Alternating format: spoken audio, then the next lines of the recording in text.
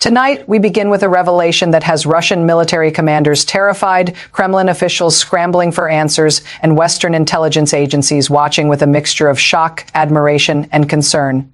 A covert operation that unfolded not over months, not over weeks, but in a matter of days, days that left field hospitals overwhelmed, days that left entire battalions incapacitated.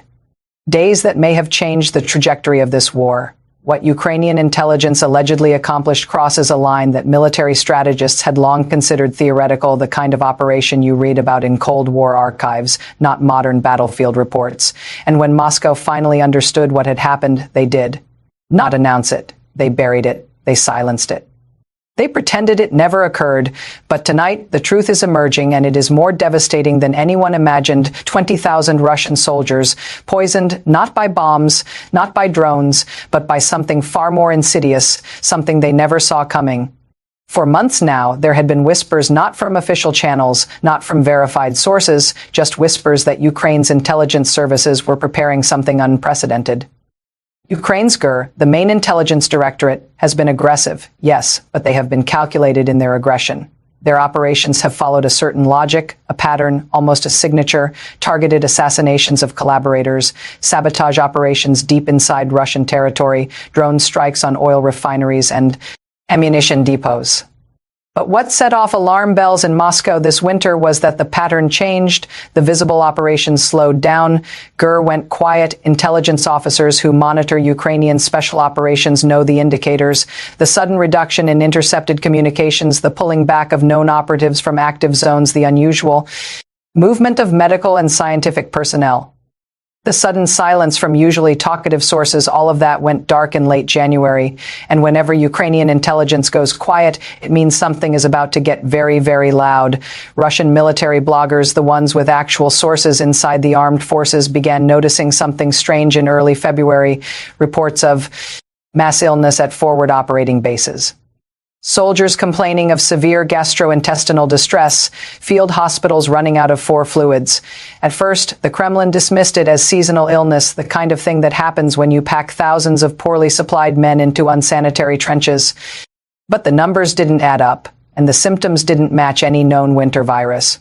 Early last week, Western intelligence sources detected what they described as anomalous medical evacuation patterns across multiple sectors of the front line, including regions that had seen no significant combat in weeks. These are the kinds of movements that Russia only initiates when they are dealing with something they cannot handle locally: mass casualties, chemical exposure, or something worse. Observers didn't know which category this fell into or whether it fell into all three at once, but what they did know was that Russia was suddenly moving. Thousands of soldiers away from the front, not wounded soldiers. Not dead soldiers, sick soldiers, soldiers who, according to intercepted communications, were experiencing severe vomiting, uncontrollable diarrhea, extreme dehydration, neurological symptoms, including confusion and tremors. And when a military force experiences those symptoms across multiple units, across multiple locations at the same time, that is not a coincidence, that is an operation. Ukrainian sources, speaking to European media under condition of anonymity, have now confirmed what many suspected. This was a coordinated poisoning operation targeting Russian military food and water supplies. The scope is staggering. According to these sources, Ukrainian operatives working with networks of agents inside Russian-occupied territory managed to contaminate supplies destined for frontline units across at least 4 oblasts. The contaminant, reportedly a sophisticated compound designed to incapacitate rather than kill, was introduced at multiple points in the Russian military supply chain distribution centers. Water purification units, field kitchens, even pre-packaged rations. By the time Russian commanders realized something was wrong, thousands of their soldiers were already experiencing symptoms. The response from Russian military leadership was not calm, it was not measured, it was panic. Source after source described the reaction as chaotic, disorganized. And perhaps most importantly, delayed, because commanders initially refused to believe what was happening, but denial only works if the problem goes away. This problem did not go away. In fact, it accelerated. Within 72 hours of the first reported cases, Russian military medical services were overwhelmed. Field hospitals designed to handle dozens of casualties were receiving hundreds. Medical supplies already stretched thin due to sanctions ran critically low, and the soldiers kept getting sick. Here's what we know from multiple corroborating sources. Within the first 48 hours, an estimated 8,000 soldiers reported symptoms severe enough to require medical attention. These weren't mild cases. These were soldiers unable to stand, unable to hold weapons, unable to perform any military function whatsoever. By day 5, that number had reportedly doubled, and by the end of the first week, estimates suggest that up to 20,000 Russian military personnel had been affected to some degree. 20,000. To put that in perspective, that is roughly equivalent to an entire Russian division rendered combat ineffective without Ukraine firing a single shot. Tonight, intelligence sources have confirmed that Ukrainian operatives targeted specific choke points in the Russian military supply chain, the nodes through which the largest volume of supplies flow to the largest number of troops.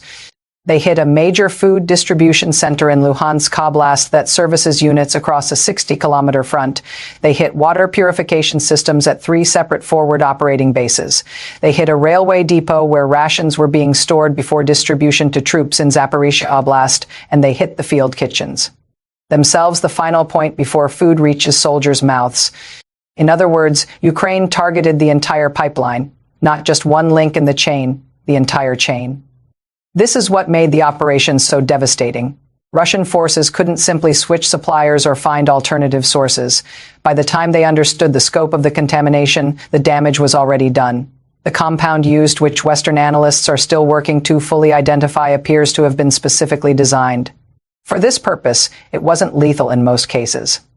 It wasn't immediately detectable. It wasn't traceable to any obvious source, but it was absolutely incapacitating. Soldiers who ingested contaminated supplies became combat ineffective within 12 to 24 hours.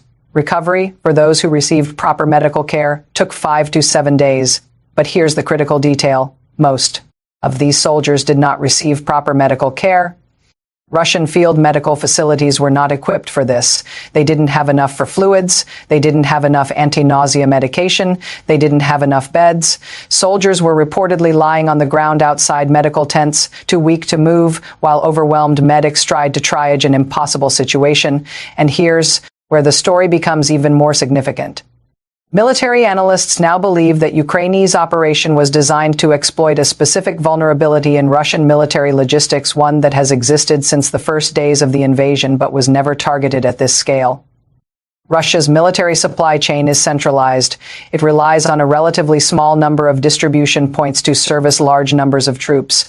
This makes it efficient in peacetime, but it makes it catastrophically vulnerable to exactly this kind of attack. Ukraine didn't need to poison every meal, every water source, every supply depot. They just needed to poison the right ones. The nodes through which everything else flows. One intelligence analyst, speaking to a European publication, described it as attacking the cardiovascular system of the Russian military.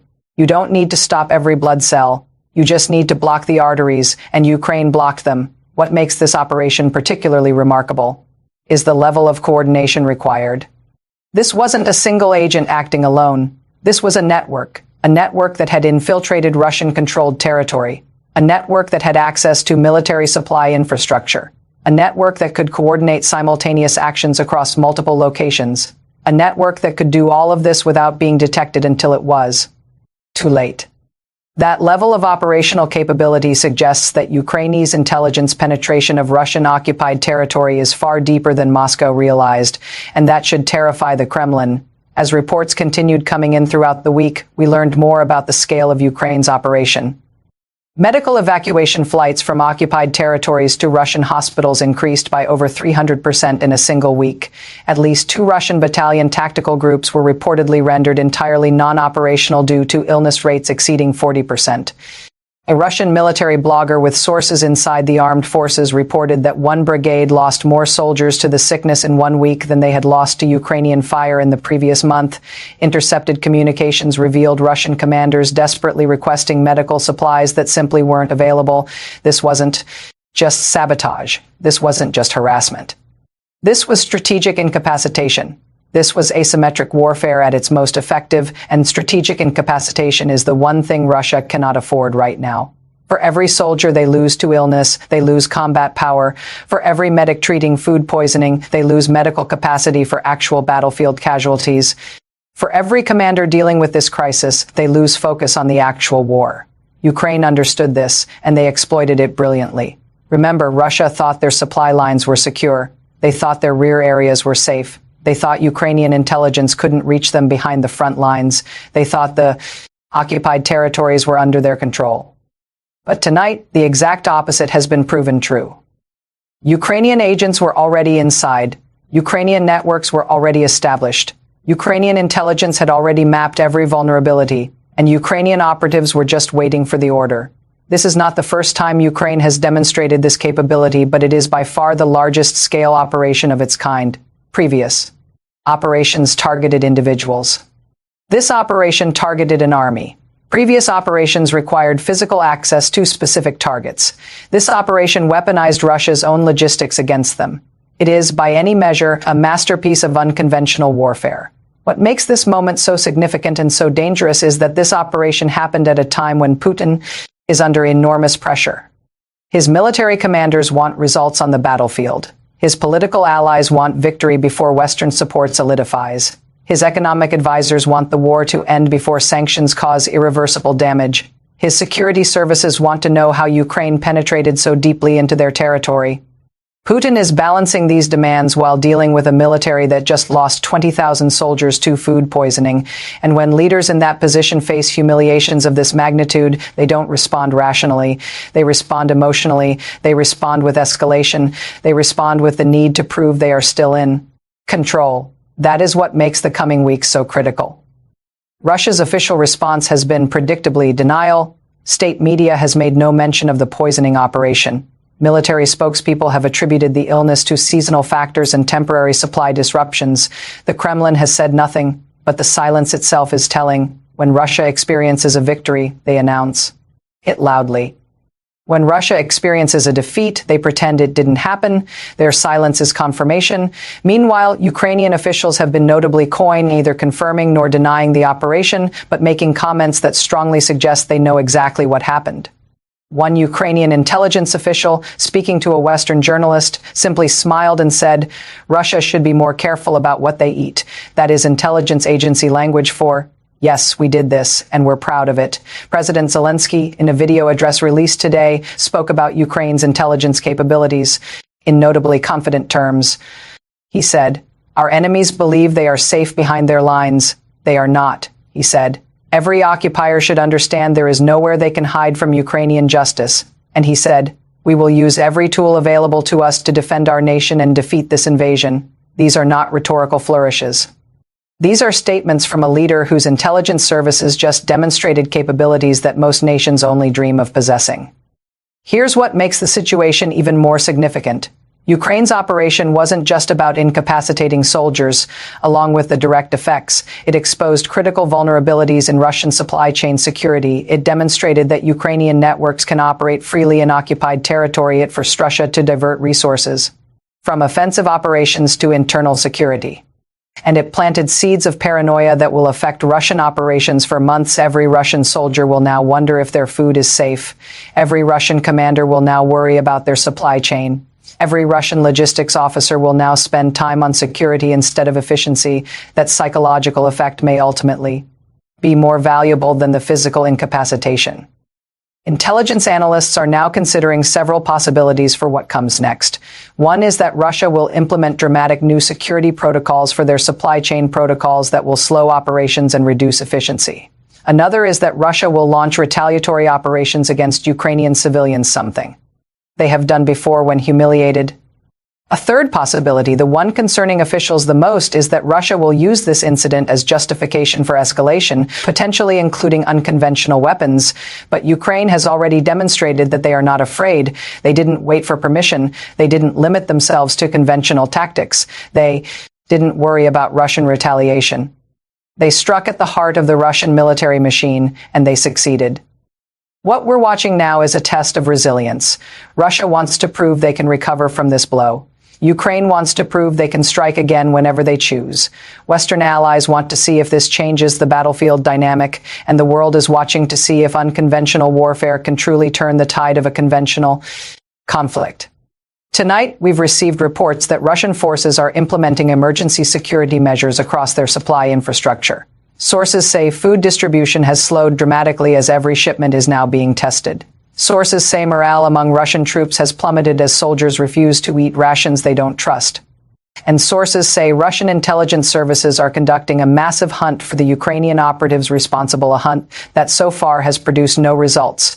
Ukraine's message was clear: we can reach you anywhere, we can hurt you without firing a shot, and you cannot stop us. That message has been received. As the days go on, we expect more details to emerge about exactly how Ukraine accomplished this operation. But what we already know is remarkable. A nation outmanned and outgunned found a way to incapacitate 20,000 enemy soldiers without losing a single Ukrainian life. They turned Russia's own logistics into a weapon. They demonstrated intelligence capabilities that rival any nation on earth, and they proved that creativity and determination can overcome raw military power. What happens next will depend on how Russia responds. If they escalate, Ukraine has shown they will match that escalation with unconventional means. If they retreat into paranoia, their military effectiveness will continue to degrade. Either way, Ukraine has already won this round, and tonight, for the first time since this war began, Russia appears to be afraid of something they cannot see. The Kremlin is quiet, too quiet, and when Moscow is quiet, it means they are calculating. It means they are planning their response. It means they are trying to figure out how Ukraine got inside their machine, because tonight, Russia learned something they will not soon forget. Their supply lines are not safe. Their occupied territories are not secure, and Ukrainian intelligence is everywhere. This story is far from over. But tonight, one thing is clear. Ukraine has changed the rules of this war. Russia is no longer the only one who can strike from the shadows, and the next phase of this conflict may look nothing like what came before. And we will be here, watching every detail as the next chapter unfolds.